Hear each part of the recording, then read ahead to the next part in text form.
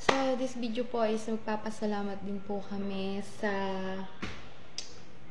Siniluan Pioneer General Hospital dito po sa Siniluan, Laguna kasi napakababait po na kanilang mga staff, mga nurses, mga janitor, ano pa ba? Basta yung lahat po ng staff dito sa sa Pioneer is talaga pong napakababait po nila. Thank you po kasi talagang kahit na pabalik-balik po talaga ako sa nurse station. Kasi po talagang hindi ko po malaman kung ano pang gagawin namin kasi talagang namumutla yung kami ng anak ko, tapos mamaya magchichill na siya. May ako po tinatawag yung isang nurse, napakabait po ng isang nurse.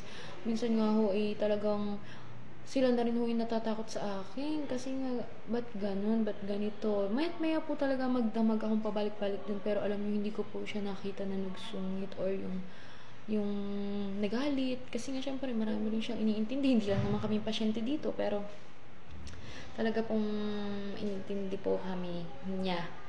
At maraming salamat din po kay Doktora Dada na laging sobrang parang lola na niya talaga ng anak namin.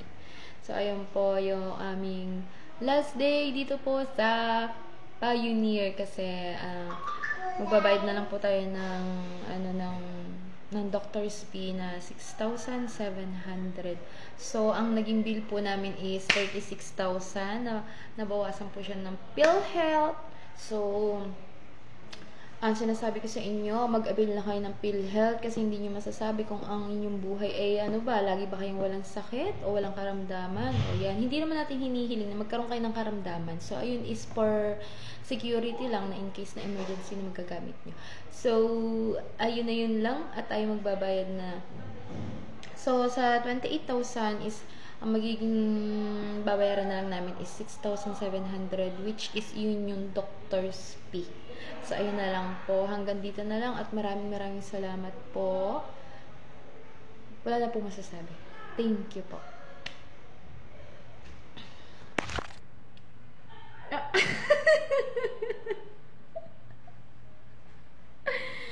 So, ayan lang. Bye-bye! Thank you sa inyong pagsubaybay sa aming journey. So, abangan nyo yung aking reflux journey.